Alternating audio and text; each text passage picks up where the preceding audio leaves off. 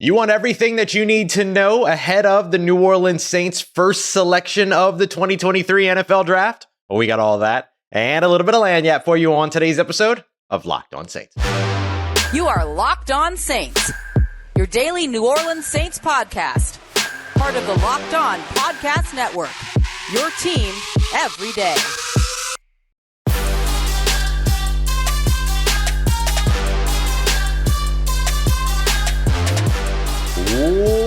What is good, Who Dat Nation and Who Dat family? Welcome into another episode of Locked On Saints, your daily podcast covering your favorite team, the New Orleans Saints. Part of the Locked On Podcast Network, your team every day. Thanks so much, as always, making Locked On Saints your first listen of the day every day. Don't forget you can subscribe and follow for free on YouTube or wherever you get your podcasts so that you never miss the latest daily episodes for all you everydayers out there. And of course, I am your host, Ross Jackson, at Ross Jackson Dola on Twitter, your New Orleans Saints expert, credentialed member of the media, senior writer and reporter for Saints News Network, Sports Illustrated's Fan Nation site covering the New Orleans Saints. You can find me Tuesdays on Locked On NFL, and of course, here with you every single Monday through Friday on Locked On Saints. And today's episode of Locked On Saints is brought to you by our friends over at Ultimate Pro Football GM. If you ever dreamed of becoming an NFL GM or managing your own football franchise, this mobile app is for you. You can download the game over at ultimate-gm.com. And don't forget, you can use the promo code Locked On to get a 100% free boost to your franchise in the game store as well. I'll tell you more about them later, but on today's episode, it's draft day. Let's calm down. Let's just chill and get you all the information that you need to know before the New Orleans Saints are on the clock eventually Thursday night at pick 29 or potentially earlier. We'll see what happens. The couple of things we're going to go through today, we're going to take a look at some trades potentially watch for. We'll focus on round one in this episode. We'll take a look as well as why positional need matters. We'll look back at some of the comments that Mickey Loomis made during his pre-draft presser, all that. But first, let's just ask the simple question. What will the New Orleans Saints do at pick 29? What will the New Orleans Saints do in round one? The true answer here is that nobody knows. Not even the New Orleans Saints know. But here's what I can tell you. The Saints are effectively ready to do basically anything but trading back. So I would look at the New Orleans Saints as either a team that's looking to potentially, let's say, bump up as opposed to jump up, right? If we designate the two, I think bump up is something that's maybe within 10 picks. Jump up is something that's like, all right, we're getting into the teens. You know what I mean? And they're jumping all the way up and they're, calling out the Green Bay Packers. Can I interest you in next year's first round pick? All those things. Sorry for the trauma there, y'all. Sorry. But I think that the Saints are a little bit more in the business of bumping up more than jumping up in this year's draft. But there were a couple of things that indicated that the Saints could be very interested in trading up, but might not be very interested in trading back during Mickey Loomis's press conference. The first of which is that, good friend of mine and colleague over at CrescentCitySports.com, Les East, started off a question by saying, Mickey, you've got 8 picks going into this year's draft. And Mickey Loomis stopped him and said, well, right now we've got 8 picks. So that feels very much like we probably won't use all 8 of those picks. We'll see how things go. He also mentioned, Mickey, very comfortably that he was going to start having those sort of precursor conversations with teams to start working out the parameters of deals Wednesday night before the draft. So what I mean by that is that, and you can see this in a couple of different things. There's this great video of the Minnesota Vikings last year and Kwesi Adofo-Mensah, their general manager, getting on the phone, calling up the Detroit Lions,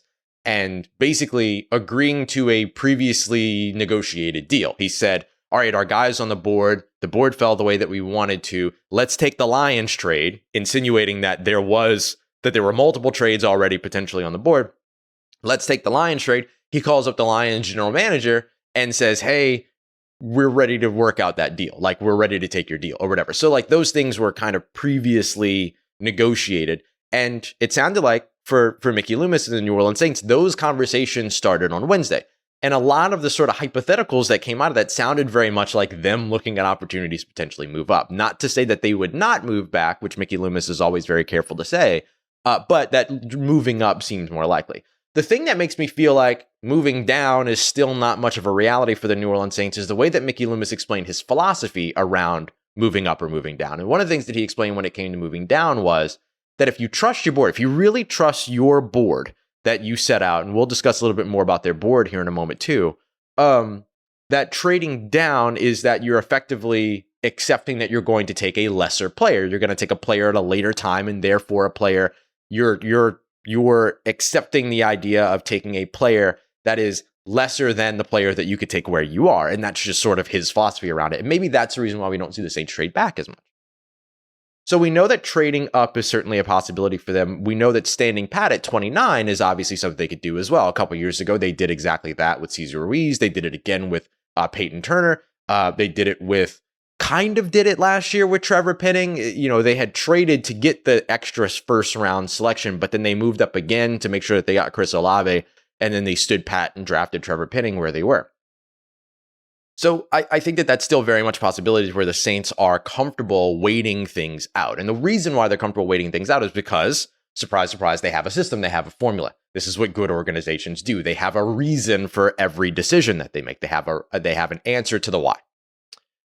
According to Mickey Loomis, Jeff Ireland, who is, assistant general manager of college personnel while also being vice president, he has a formula that effectively says, if we pick here, then we need to have a cloud of this many players in order to make sure that one of those players is very likely on the board at the time that they select at 29 if they wait that long. Mickey used sort of the loose comparison that if they're picking at 11, they don't necessarily have to have 11 players on their board in order for one of those players to be available when they're on the clock, that instead they can have 9. So if you take that, that's like 81%. If you take that same logic and then explain that, and break that out to 29 picks, that puts you around 23 picks. He didn't give us the exact number. We asked for it. Taryn Walk over at NOLA.com asked for it. Mickey said he didn't want to give us the number, but we could ask, Jeff Ireland about it another time. So we will. But the formula, if it's 9 of 11, then it would make sense to be 23 of 29. That's the same ratio. So if the Saints have 23 players on their board, they're pretty sure one of those 23 players in that cloud will be available to them at 29. So that's one of the reasons why they're so comfortable with just sitting back, standing pat, sticking and picking where they are. So will the Saints stick and pick, or will they trade up, are really the two things that you're looking for. What causes them to trade up? Well, Mickey Loomis answered that for us too. The reason why the Saints will trade up is if you have a list of, let's say, 23 players and you number them 1 through 23, if a player that's, let's say, like 1 through 5 is still available at the 24th selection and you pick at 29, it's probably worth moving up. So it's a little bit less about that list getting smaller than it is about who on that list, where do the Saints have them ranked for their scheme, for their fit, all those other things.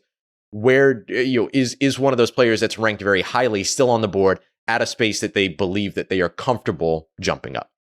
So those are all the things that kind of roll through the minds, along with, not even close to limited to that when it comes through the minds of what's going on in the war room. But I thought it'd be an interesting sort of insight to bring to you around the why that the Saints have and the answers to the whys that the Saints have in terms of sticking and picking as well as trading up.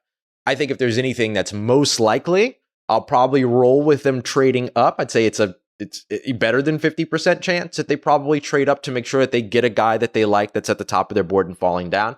Mickey Loomis said that formula that they have has never failed them before. So sticking and picking at 29 would not be a situation to where they feel like they would be settling. That would be a situation to where they are very comfortable because some group of those players is still on the board and they're going to have their pick at their pick. And so I think they could go that way. I do think that defensive line is going to be that selection.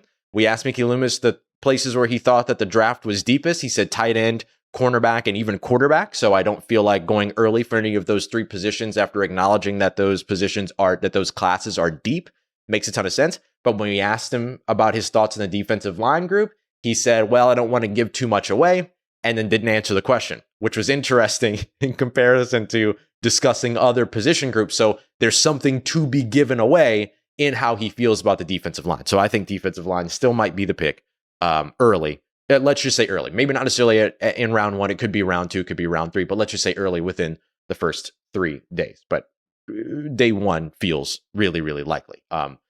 Names to watch: Clemson, Clemson defensive linemen as a whole, Myles Murphy, as well as Bryan Bresee, of course, whose name is picking up a lot of steam. Joe and Kyle over at the draft experts over at Locked On NFL Scouting had him mocked to them. So even outside the city of New Orleans, that name is picking up a lot of steam. And then, of course, Mazi Smith is a big name as well. And then there might be somebody like Isaiah Foskey or somebody that they fall in love with that they end up selecting. And that's where we get to our next conversation for today, is why positional need matters. It's not as simple as, oh, they're really good at this position, so they take it off the board, but they need a lot of help at this position, so that's at the top of their board. But it does factor in quite a bit. Let's get to that as we continue on with today's episode of Locked On Saints, part of Locked On Podcast Network, your team every day.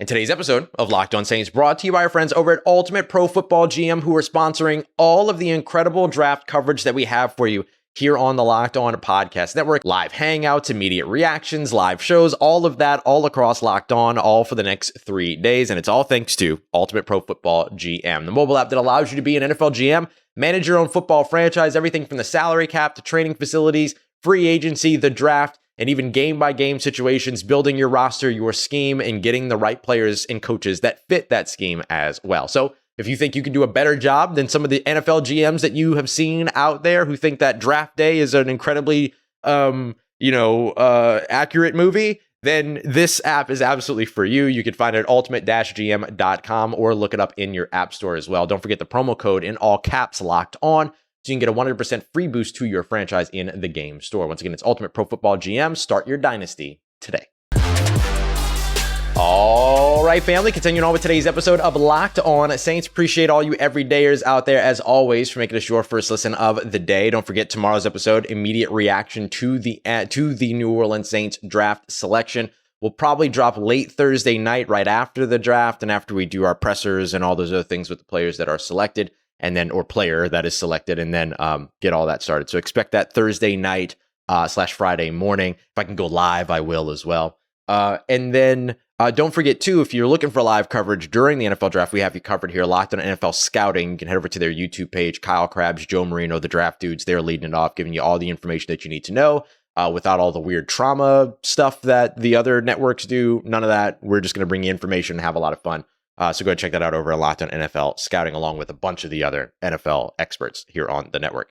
So why does position need matter? Where does it factor in? So we mentioned earlier that if the Saints are picking at 29, it's likely that their cloud of players is somewhere around 23 to 25 players, let's say.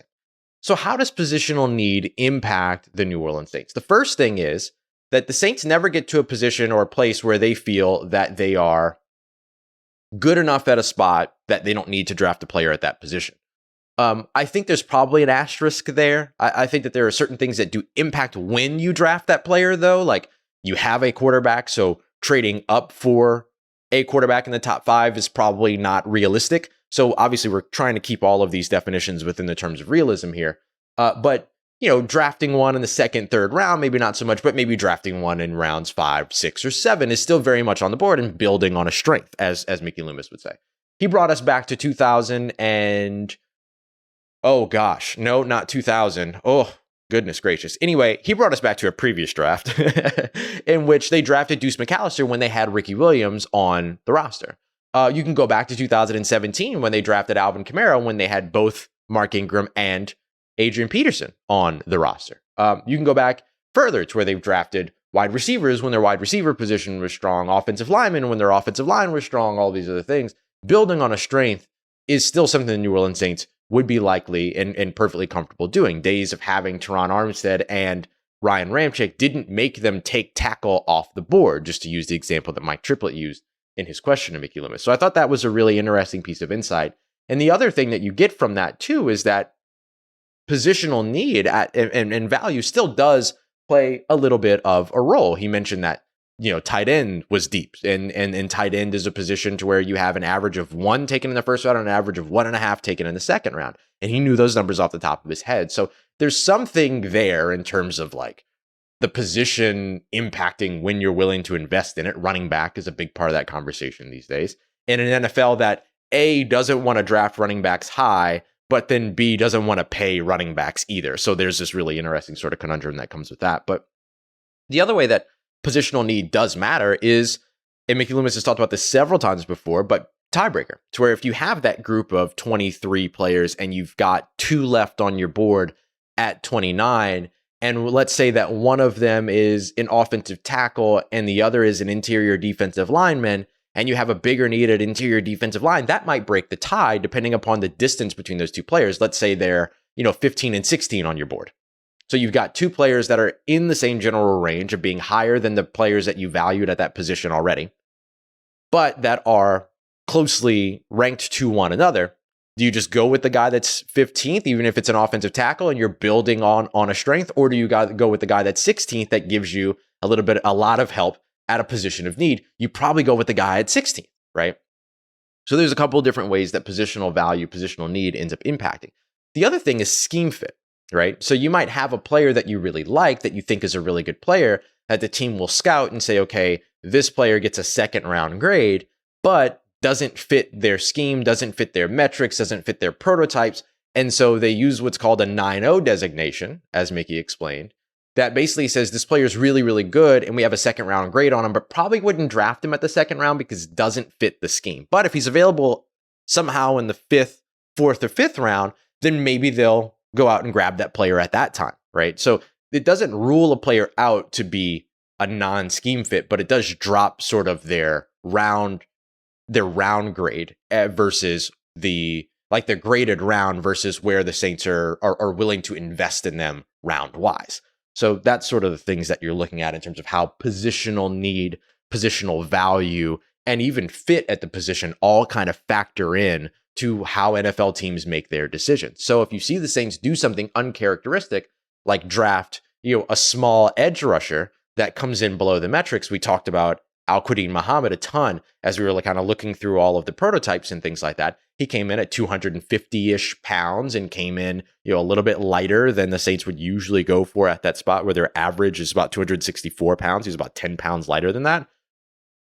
But they didn't draft him in the 1st, 2nd, or 3rd rounds. They drafted him much later in that draft. And so it gives you an idea of how the Saints can still kind of skirt the prototypes a little bit, but still get guys that they feel like are good. And they grade them on a true scale in terms of what that player did at the previous level and how good that player was. That's where they grade them. And then they go, does that fit in this scheme? And then they'll make those designations off of that. So positional value absolutely matters. It doesn't put the Saints in a situation where they're willing to pull players off the board because they play a position where they feel like they're already strong. They will build on a strength. And also, they'll pay attention to the needs. Now, Mickey Loomis did say that he doesn't feel like there are musts on the roster and that instead there are would like to haves. I would kindly and very politely disagree. I think that there is a must in terms of interior defensive line. I think that there is a must in terms of edge rusher. But that's me, right?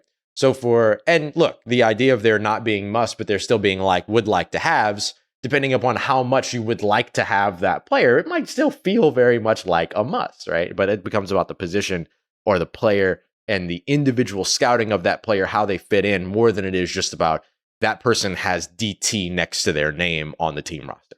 I guess that's what I'm trying to express. So lots of good insight from Mickey Loomis in terms of how the potential, how the board shakes out, what the board could potentially look like and all of that. And again, if the right player is there at the right time, like we were mentioning Bryan, Bresee, we were mentioning Myles Murphy, Mazi Smith, I think O'Cyrus Torrence has to be in that bunch, the guard out of Florida as a potential 1st round selection. I don't think we rule out any position for the Saints in the 1st round. There's been a lot of people that are kind of tossing around this idea of Hendon Hooker at 29. I don't know that that's really going to be the case, but I think you're looking at a lot of different positions where the Saints could have the argument in favor of saying this is the 1st round selection. And depending upon how they followed it up with the 2nd and 3rd rounds and then their other picks and things like that, it can change the complexion of what that 1st round pick does or does not look like.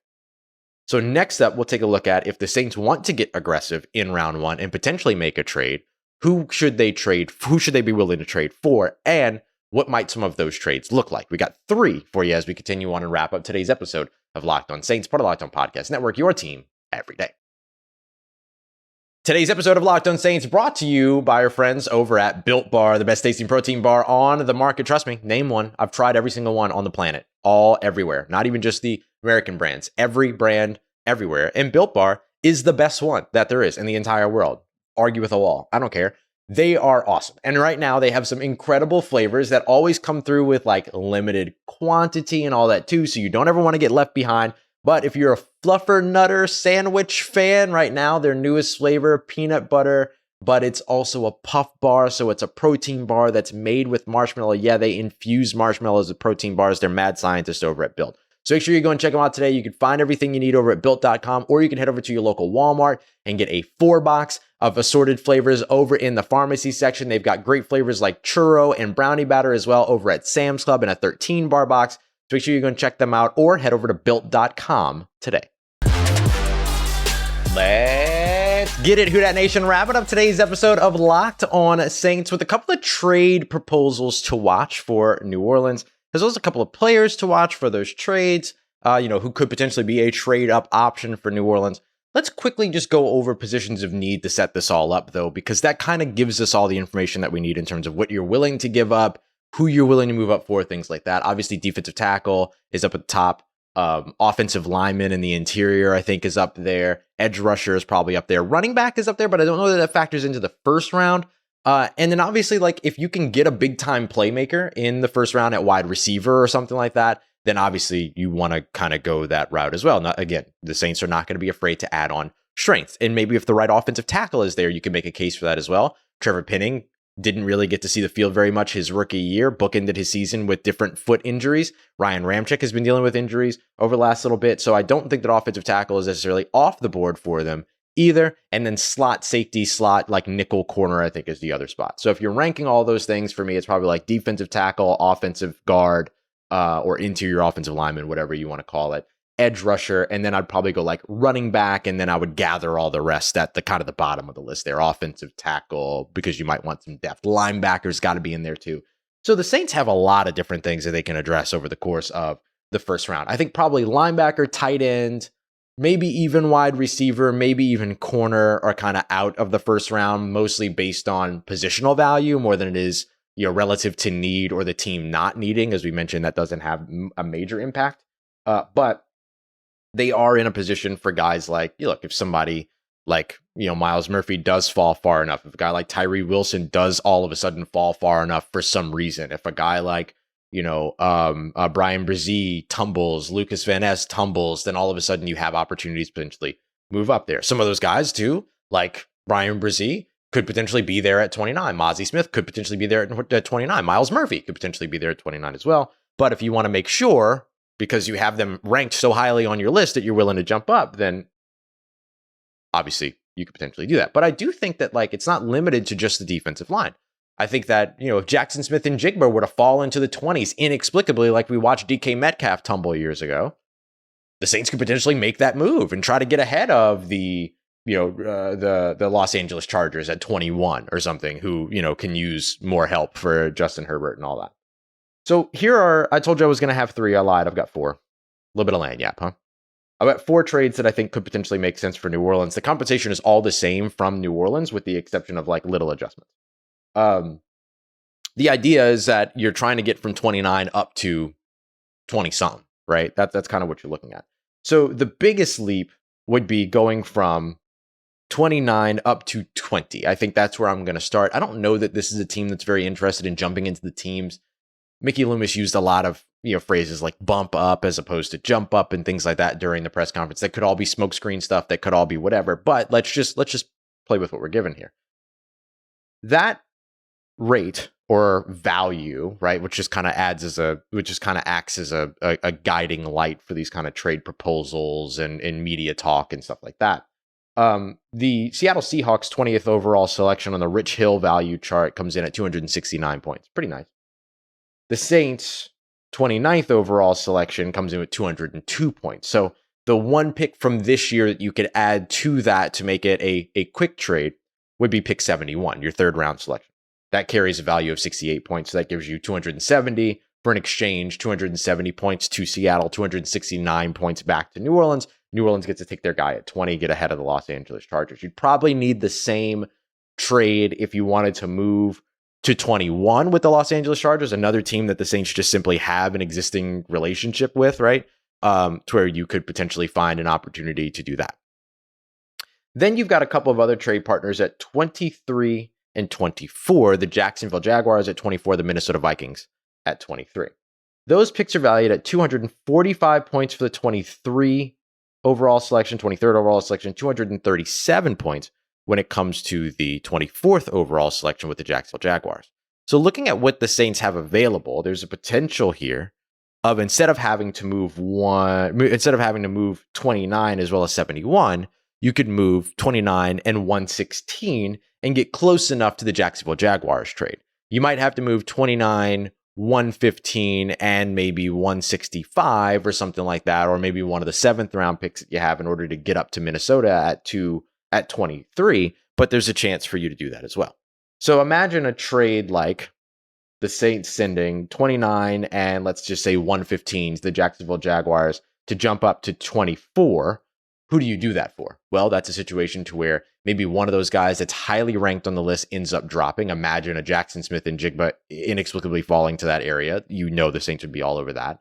You think about too, some of these other guys that could potentially tumble, like a Lukas Van Ness. Lukas Van Ness's draft stock is so kind of unpredictable in terms of he could be a bottom of the first round guy, he could be a top 15 guy, he could be a top 12 guy for all that we know. So depending upon how the New Orleans Saints have him graded out, and look, they love players that can move around on the defensive line. He can do that. He can play on the edge. He can play in the interior, and he doesn't have a ton of wear and tear because he hasn't played an ton of snaps or anything like that. I think you can make the same argument for Bryan Bresee. I think you can make the same argument for Myles Murphy.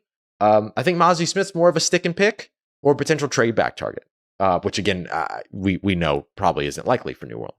So I think as I continue to just look around and hover around and try to figure out kind of what are the New Orleans Saints thinking? Where are they thinking about going?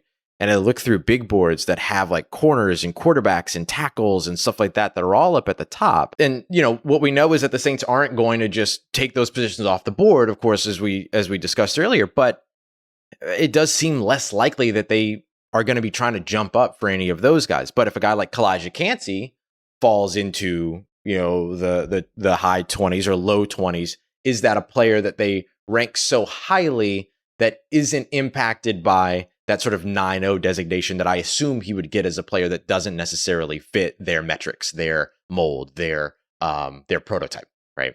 And so maybe Calijah Kancey is one of those guys that they have a first round grade on, but he gets that 9-0 designation because he doesn't necessarily hit the marks for them. But if he falls out of the first round, then maybe they'd be willing to come back to him or something like that, kind of one of those fits. So I stick to my guns here when it comes to the New Orleans Saints in the first round of this year's draft. Clemson defensive lineman Myles Murphy, as well as Bryan Bresee, have to be some musts or have to be some easy guesses. Lukas Van Ness should be there, should be on that list. And then Mazi Smith is an equally good stick and pick or trade back guy. Although we know the latter is unlikely in terms of the trade back. So those are still my guesses, but those are some trades potentially watch out for. Why positional value does matter, and what thoughts on what the New Orleans Saints could do at 29.